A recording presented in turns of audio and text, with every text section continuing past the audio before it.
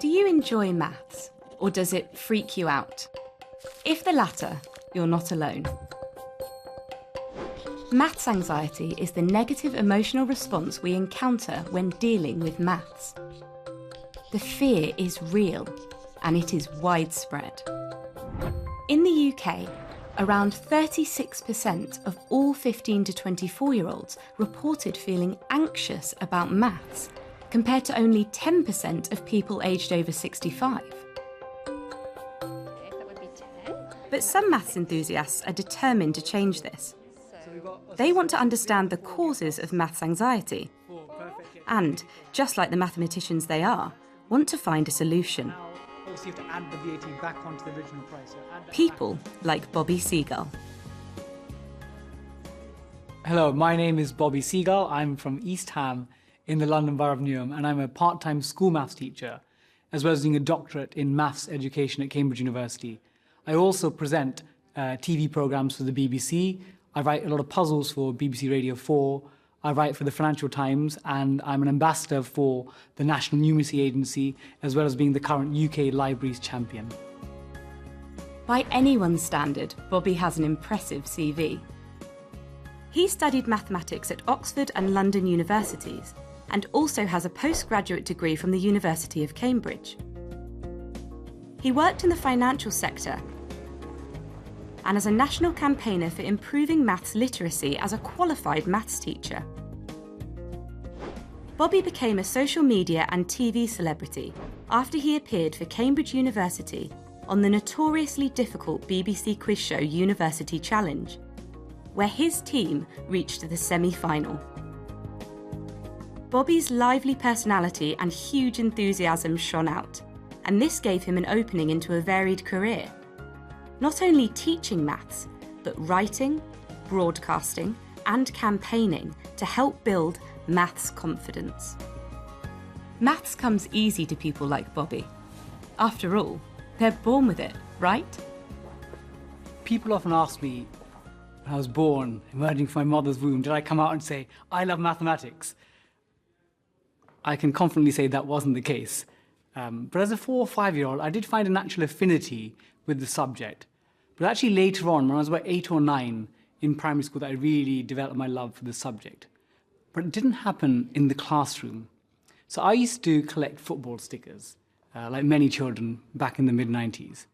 I remember there was a conversation where a friend said that a player called Matthew Le Tissier from Southampton was a better footballer than Ian Wright. And when I asked him why, he sort of crossed his arms and said, just because. So people would often make assertions without any evidence. So these sticker books actually were treasure troves of information. It contained names, ages, heights, goals scored, left foot, right foot of the players.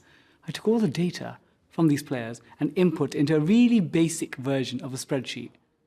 Did a quick comparison between the two players and told my friend, actually, Ian Wright is a more effective player on the field. And my friend said, Bobby, you've got a good point. It didn't make me more popular, but it did show me the power of maths. And from that age, I was hooked.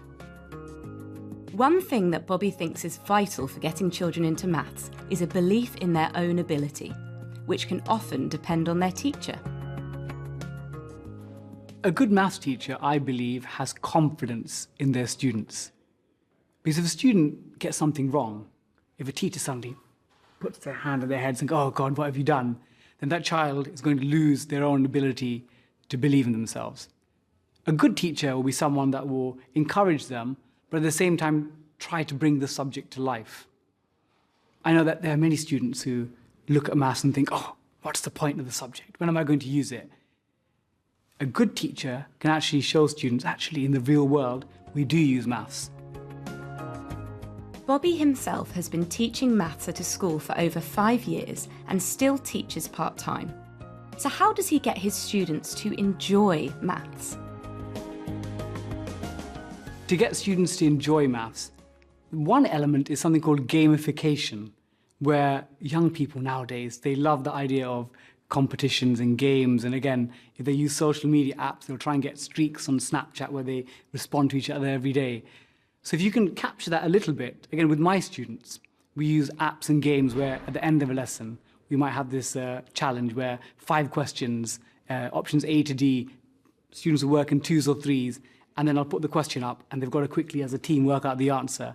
And as each answer comes up on the board, they can see their leaderboard position. So obviously it's not for everyone. Some students prefer sort of lack of competition, but something like that where you try and capture students' outside interest because they love games, and you bring it into the classroom. Bobby also believes strongly that children need to understand how maths is relevant in daily life, to see the practical application of classroom maths in the real world. Some people think that maths is something that you leave at the school gates at 16. And of course, again, you look at the theoretical aspects of maths, like plotting graphs, perhaps you won't use that beyond 16. But every adult will be using maths in some way. Again, whether you're thinking about a holiday and checking your foreign exchange, or whether you're sometimes helping children's homework, or whether you're going to the bank and trying to get a loan, or you're looking at your car and seeing whether the deal you've got for one particular deal is better than another. You are making maths comparisons all the time.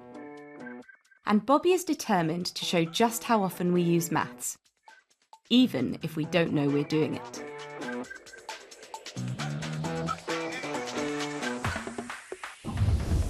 So here we are in the middle of London.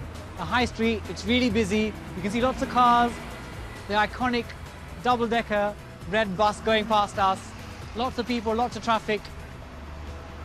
If I went and spoke to someone here on this high street and asked them, do you use maths on a day-to-day basis?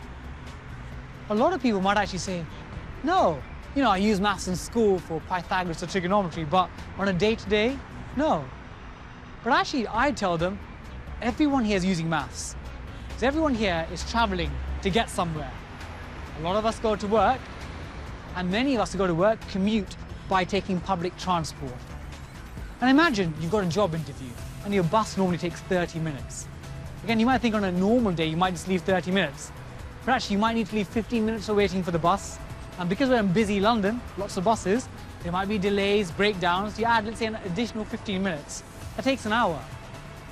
And that conversation that we've had is actually practical maths in everyday use. And you might think it's just intuition, but you are using numbers to plan your journey. Like all these people here, they've all got somewhere to be, whether it's lunch or getting to a work meeting or picking up from shopping. All of them are planning and using numbers as part of their journey.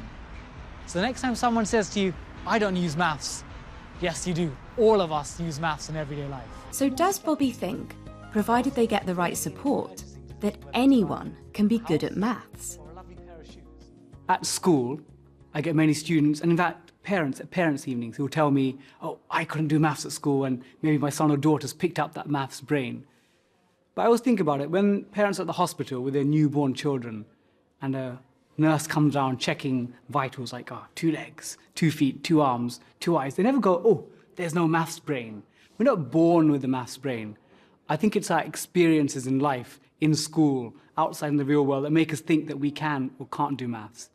And then it becomes a cycle of virtuosity, or a sort of vicious cycle where you get things right, you get encouraged, you work harder, and then obviously you develop competence and confidence in the subject.